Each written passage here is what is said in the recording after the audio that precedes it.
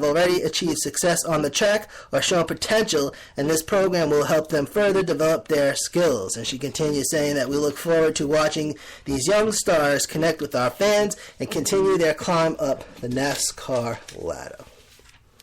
And one more bit of NASCAR news, a bulletin. This was posted by Motorsports.com.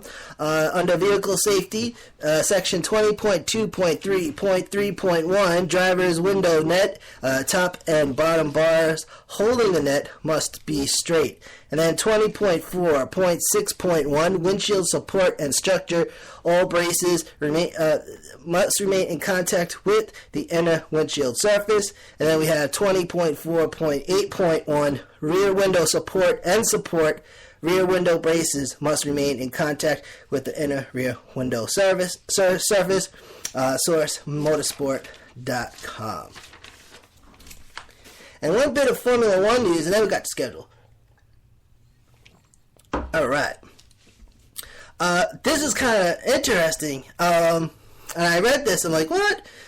Formula One is looking to protect its drivers from terrorist drone attacks at the British Grand Prix. Formula One bosses are set to use the latest anti-terrorism measures. Story in the Mirror, article by Alex Smith. They're going to be using net guns and electronic jammers to prevent drone interference. There are worries that the race event at Silverstone could become a terrorist target. Recently, there has been a lot of terrorist attacks in Europe, including UK's Westminster. Formula One's British Grand Prix is scheduled for July 16th.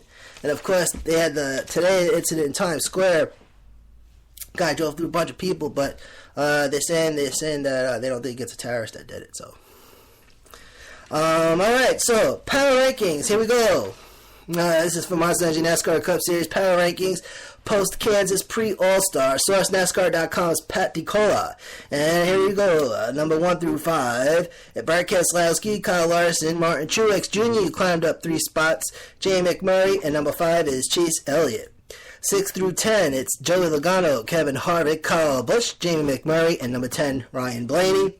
11 through 15, it's Clint Boyer, Ricky Stenhouse Jr., Denny Hamlin, Trevor Bayne, and Casey Kane.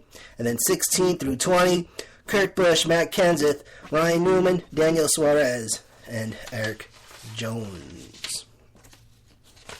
All right, ladies and gentlemen, now it's time for the MotorsportsRadio.net racing schedule. Oh, yeah.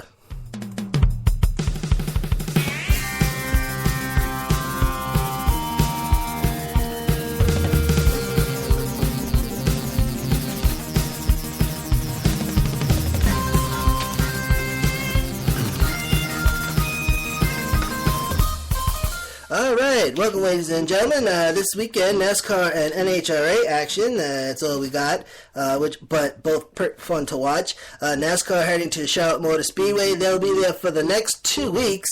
5555 Concord Parkway South, Concord, North Carolina, 28027, 1.5 miles, asphalt quad oval. Vikings at the corners, 24 degrees, and at the straights, it is 5. Lap record set by Tony Stewart, 24.490 seconds. Team Menard, IndyCar, 1998. So, NASCAR was in Kansas last weekend, and this weekend, NHRA heading to Kansas. They're heading to Topeka, and the Heartland Park, which was opened in 1989. Record there set by Brittany Force from John Force Racing, 3.676 seconds, NHRA Top Fuel Dragster. So now for this weekend's racing card. Starting with NASCAR. Okay, so we got some trucks tomorrow night. Here it is, NASCAR Camping World Truck Series racing on Friday evening at 8:30 p.m. Eastern Time on FS1 and MRN, and that's the North Carolina Educational Lottery 200. 134 advertised laps. Stages 1 and 2 will be 40 laps each. Stage 3 will be 54 laps. Okay, so here it is. The qualifying, this is why I messed it up. The qualifying is at 6:05 on Friday. The Monster Energy Open is on Saturday at 6. So there we go. We just cleared it up for everybody. That confused me all day for some reason. But here's what's going on for Saturday. Saturday night, Monster Energy Cup Series racing, and of course, at 6 o'clock p.m. Eastern, and that's going to be the Monster Energy Open. with 50 advertised laps. Okay, so 20, 20, and 10 as mentioned. And then at 8 p.m. on Saturday, it's going to be the Monster Energy All-Star Race with 70 laps, 70 advertised laps. So 20, 20, 20, and 10.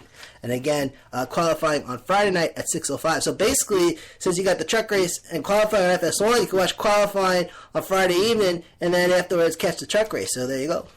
All right, and then NHRA action. It's the Menards NHRA Heartland Nationals, presented by Minties. Qualifying Friday night at 11 p.m. Eastern. Saturday afternoon at 3 p.m. Eastern. And then the finals on Sunday at 2 p.m. Eastern. And that's all on FS1.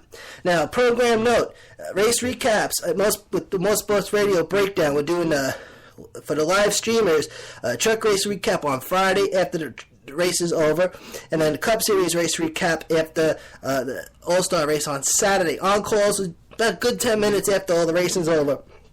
We come on here and do a live stream. For on-demand listeners, we'll have everything ready to roll for you for next week, so that's no change on your part.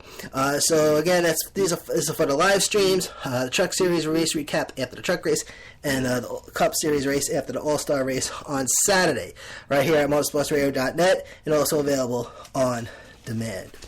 All right, and we got one more.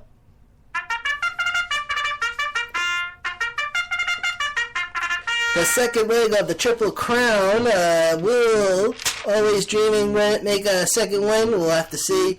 Hopefully don't rank somehow. And I'm talking about the Preakness, which is this Saturday. Last year it was just downpouring, so hopefully the weather cooperates. So it's the Preakness this Saturday. TV coverage beginning at 5 p.m. Eastern on NBC. Post time is set for 6:45. So again, you know what, tune in at 6 o'clock so you don't miss anything, but according to online reports, post time at 6:45, 9.5 furlongs, which is 1 3/16 miles, and record set by Secretariat, 1 minute and 53 seconds.